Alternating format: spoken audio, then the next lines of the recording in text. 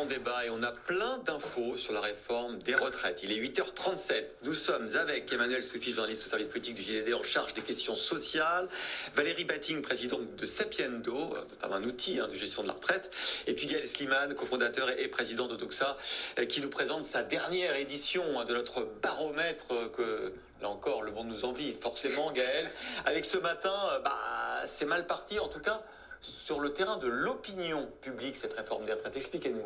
Alors c'est pas nouveau, on sait depuis des années, on a d'ailleurs avec Groupama et Sapiendo réalisé un baromètre très complet sur les retraites qui est fait annuellement. On le sait depuis longtemps, les Français sont hostiles à toute réforme consistant à augmenter l'âge de départ à la retraite. En tout cas, à chaque fois qu'il y en a une, ils y étaient opposés.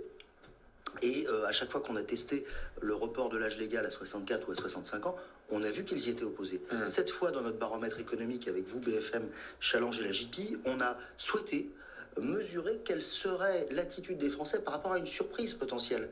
Puisqu'on a laissé planer le doute sur les annonces d'Elisabeth Borne aujourd'hui. Et si, finalement, elle annonçait un report à seulement 64 ou même peut-être à seulement 63 ans, comme certains le réclament, est-ce que les Français seraient prêts à l'accepter ? La réponse est non. Quel que soit le report de l'âge légal qui serait proposé, on a une très large majorité de nos concitoyens qui s'y disent hostiles. On est à 70% si on repousse à 63 ans. On est à 80% si c'est un report à 64 ans. Ah oui. Et on est à 83% si c'est un report à 65 ans. Si on cumule le tout report serait refusé par plus de 6 Français sur 10. Donc ça va être très compliqué. Ça, c'est pour l'âge. Mais on a aussi des questions plus fondamentales, des sujets plus fondamentaux, pardon. On a un problème de défiance. Sur les questions de retraite, il est capital de susciter un maximum de confiance dans l'opinion. Que les gens se disent, on va mener une réforme efficace et juste. Ouais. Et là, le problème, c'est que 7 Français sur 10 nous disent, je ne crois pas Emmanuel Macron et son gouvernement capables de proposer une réforme efficace et pérenne. Et 72% nous disent, je ne pense pas qu'ils soient capables de proposer une mesure qui serait juste socialement. Emmanuel Soufi, c'est bien, c'est un peu comme les syndicats. Tout le monde est contre le report de l'âge à la retraite. On est un peu sur la même veine, sauf la CPME qu'on a eue à l'instant avec Joël Duménil, qui lui achète quasiment tout le projet. Bien sûr, alors tout le monde est contre. Ça dépend de quel côté vous vous placez. Alors effectivement, côté gauche, opposition à gauche, extrême gauche, et puis côté syndicat.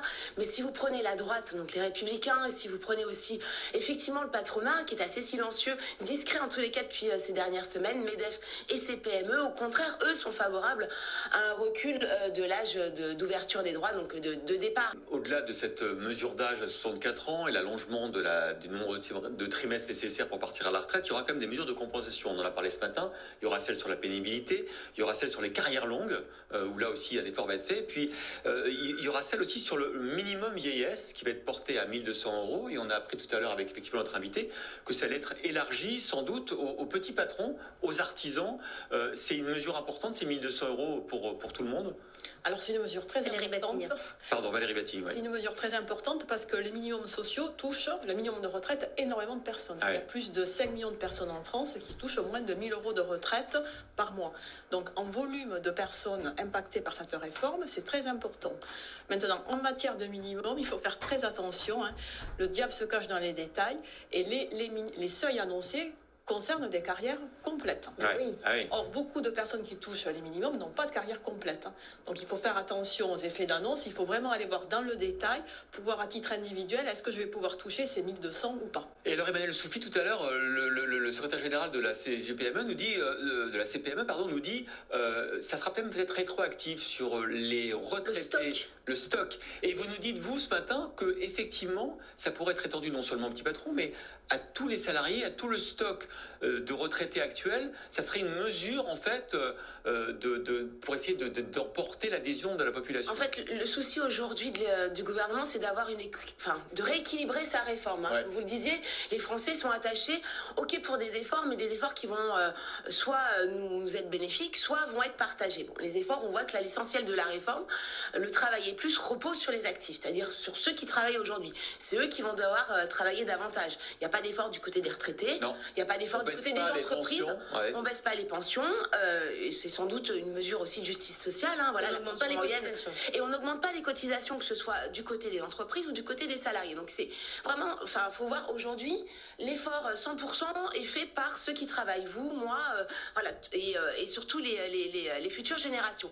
Donc le souci, c'est d'essayer de dire, bon, bah, vous allez travailler plus, mais en même temps, ça va permettre de financer des mesures de justice sociale, des mesures d'équité, et notamment ce minimum contributif. Et une petite précision, sur les 5 millions de retraités qui touchent moins de 1 000 euros par mois, vous n'en avez que 1,8 million qui touchent ce fameux minimum contributif. Parce qu'ils ont une carrière.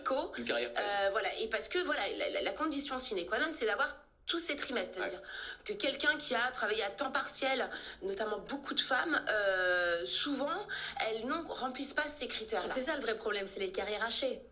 C'est les carrières hachées, c'est le fait de commencer à travailler tard, d'enchaîner des CDD, d'enchaîner des stages, d'enchaîner en fait des postes qui ne vous permettent pas, en fait, qui ne vous donnent pas droit à cotisation. Ça m'inspire quand même deux choses, ce qu'on dit là sur les retraites et qu'on mesure depuis un moment, c'est la question de la manière de présenter les choses. Le sujet de la communication autour de ce que l'on fait. Deux éléments d'abord. Il y a deux arguments qui sont souvent mis en avant. Vous en avez évoqué un que le gouvernement a mis en avant pendant un moment, qui est il faut faire cette réforme parce que ça va garantir notre système de retraite par répartition. Ça paraît logique comme argument. Et un autre argument, il faut faire cette réforme parce qu'elle va nous permettre de réduire les déficits publics en France. Ce qui est vrai. Le problème, c'est que cet argument-là ne passe pas dans l'opinion. Il faudra faire attention au choix des mots pour Elisabeth Borne, parce que 58% des Français nous disent si vous me vendez cette réforme pour ça, je ne marche pas. Est-ce que c'est à cause du quoi qu'il en coûte? C'est-à-dire qu'on a tellement dépensé qu'en fait, dire qu'aujourd'hui, il faut qu'on fasse des efforts, ça passe Alors, plus, quoi. Les deux, c'est-à-dire que déjà, par principe, vous l'avez dit l'un et l'autre, en fait, par principe, les gens ne voient pas le rapport, il faut quand même l'expliquer, le rapport. Donc sinon, ils se disent, mais attendez, c'est une réforme pour les retraites ou pour les déficits, je ne comprends pas. Bon, et deuxièmement, le quoi qu'il en coûte est passé par là, et donc on se dit, mais attendez, pour quelque chose d'aussi précieux que mes retraites, quelque chose à quoi je suis tant attaché, on n'est pas prêt à faire les efforts qu'on a fait par ailleurs. Et deuxième élément, ce qu'on dit sur les carrières hachées, les carrières longues, Valérie Bating pourrait en parler mieux que moi, mais quand on fait ce baromètre très important sur la retraite avec Groupama et Sapiendo tous les ans, on mesure des choses spectaculaires sur la retraite des femmes, et notamment le fait que 47% d'entre elles, une femme sur deux aujourd'hui en stock en France, eh bien, a pâti d'une carrière hachée, et donc se retrouve lésée par rapport à son mari en termes de montant de retraite et en termes d'âge de départ. Donc là-dessus, il y a une communication à faire aussi pour dire je ne fais pas que vous prendre des choses, dans cette réforme, je vous en apporte aussi. Sur la communication, Valérie Bating, il faut quand même qu'on reparle des rapports du corps, parce que là, quand on les regarde, en fait, plus on les regarde et plus on les regarde dans le temps, et moins on y comprend quelque chose sur la nécessité, parce que ça varie en fait un rapport du corps en fonction des années. Le rapport du corps, il y a des centaines de pages, vous les remarquez à chaque fois, et des centaines de calculs dans des centaines d'hypothèses. Bah oui. Il y a 4 conventions, c'est-à-dire 4 façons de compter le déficit, et à l'intérieur de chaque convention, il y a 3 hypothèses de taux de chômage, de croissance de la productivité et de taux de fécondité. On peut faire son marché, quoi. Exactement. C'est d'ailleurs ce qui est fait. Un rapport du corps, vous avez la moitié qui dit qu'il faut réformer, l'autre moitié il ne faut pas réformer. Déjà en 2021-2022, les retraites étaient excédentaires, donc les opposants à la réforme disent regardez, c'est excédentaire. Pas de recul et regardez la démographie. La démographie, c'est simple au moins. Donc on prend des statistiques INSEE et on regarde. C'est des âges. Donc là, c'est quand même édifiant. Si vous regardez le nombre de personnes qui ont entre 20 et 64 ans, entre aujourd'hui et 2040, 18 ans, il reste stable ce nombre, c'est 37,5 millions. Par rapport à ce nombre, vous regardez le nombre de personnes âgées de plus de 65 ans. Lui, il augmente de 33%, c'est-à-dire c'est plus de 14 millions aujourd'hui. Donc c'est clair. Ce sera 19 millions dans 18 ans. Il y a 5 millions de personnes en plus qui auront plus de 65 ans. Et comme on est une retraite par répartition qu'il faudra payer donc aujourd'hui. Il faut quand même revenir au basique. Si on regarde la démographie, il y a quand même un gros problème. Donc moi, voilà, il faut parler démographie. Après, face à ce choc démographique, c'est vraiment un choc. Moi, je dis souvent, c'est même un tsunami démographique. C'est 5 millions de personnes en plus à financer d'ici 18 ans, fin 2040, et ça ne fait qu'empirer au fil des ans. Donc, il y a des évolutions à faire. Alors, les évolutions, lesquelles, ça, c'est tout le débat politique. Mais si on regarde la démographie, quand même, c'est clair. C'est pour ça que le meilleur argument, c'est cet argument-là, arithmétique, que les gens peuvent comprendre. Mais, vous l'avez dit, une fois qu'on a dit ça, il y a des arbitrages à faire. Comment fait-on ? Et les Français ne sont pas complètement idiots. Sur l'affaire de on est plus nombreux à vivre plus vieux, et donc les équilibres ne sont pas les mêmes qu'il y a 40 ou 50 ans où on avait 4 actifs pour un retraité, Ça, ils le comprennent. Mais il y a une réponse qui existe, qui est l'augmentation de la durée de cotisation. Et dans tous les sondages que nous avons réalisés, les gens nous disent, ça nous embête, on aimerait mieux éviter, mais on peut comprendre et accepter une augmentation de la durée de cotisation. En revanche, une augmentation de l'âge légal, il y a juste un choc psychologique pour les gens qui disent, mais attendez, expliquez-moi comment celui qui a commencé à bosser à 20 ans, 21 ans, 22 ans, il est censé partir au même âge légal que celui qui a commencé à bosser à 28, 29 ou 30 ans, qui souvent était d'un milieu plus aisé et qui a pu faire des études supérieures et qui exercera en général une fonction de cadre supérieur et qui du coup aura une espérance de vie plus grande. Donc c'est cette mécanique-là aussi qu'il faut expliquer. Pourquoi ce choix de l'âge plutôt que celui de la durée de cotisation?